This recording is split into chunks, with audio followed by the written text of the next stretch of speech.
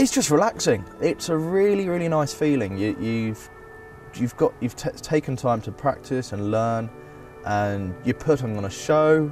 People enjoy watching it, from what I've gathered, and you just get a feeling of relaxation with me when I'm doing it. I really, really just, it calms me.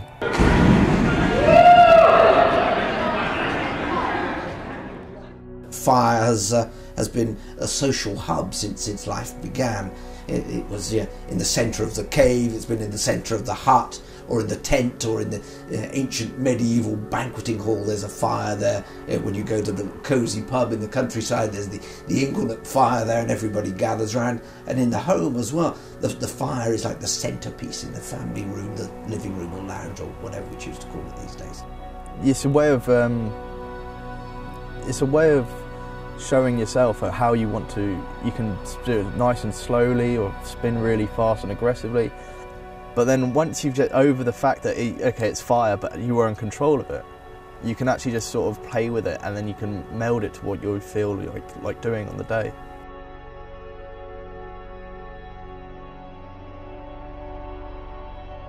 It's not unusual for children to have a preoccupation with fire. In psychologically normal children, actually making fires that's a normal thing, and it tends to be more of a group activity than a solitary activity.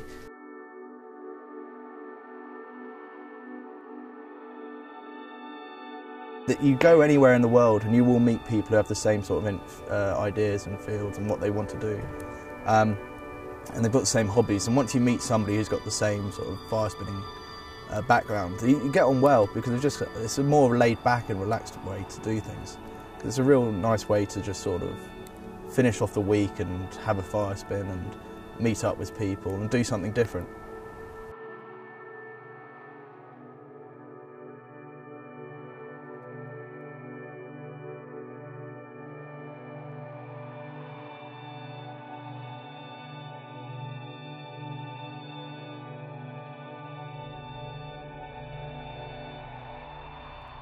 The first time you do it, it's a great feeling. You feel the fire whooshing past your ear, and you feel the heat, and it's an exhilarating feeling.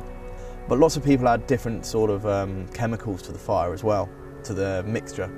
I think if you add salt to it, you can get a nice red glow, or you can change the colour to green. So you can actually change the colour of the fire itself when you're fire spinning.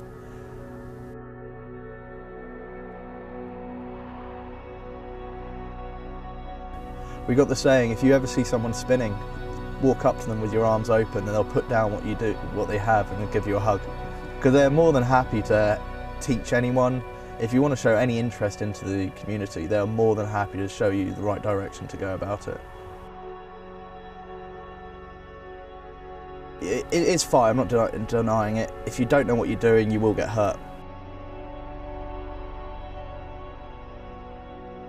Is it that day-to-day life is just too humdrum, just too predictable, in a world where there's an increasing emphasis on health and safety and prohibition of this, and you can't do this, you can't do that, you might come to some harm.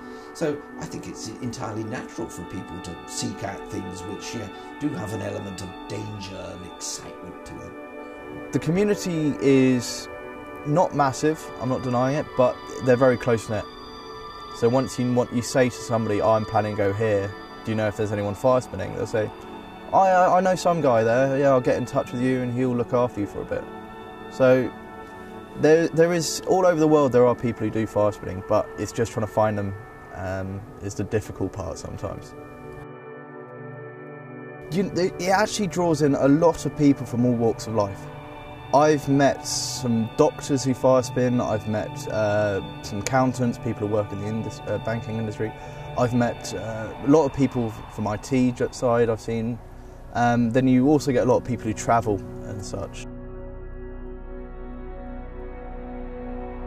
I think that it's more likely that people who take on fire, challenge fire, would be the sort of person who would challenge the wind or the waves doing kite surfing, or challenge a piece of elastic and height by bungee jumping, jumping out of an aeroplane.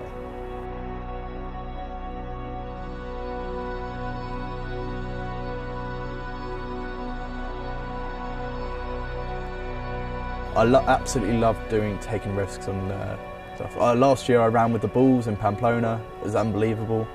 I like doing something different. That's one of the things. I don't want to be doing the same thing day in, day out.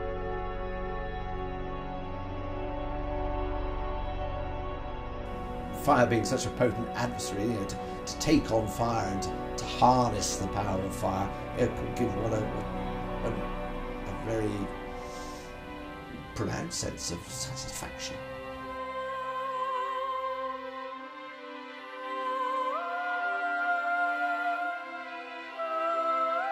From one thing, anyone has an idea and they sort of, let's see how we can add fire to it.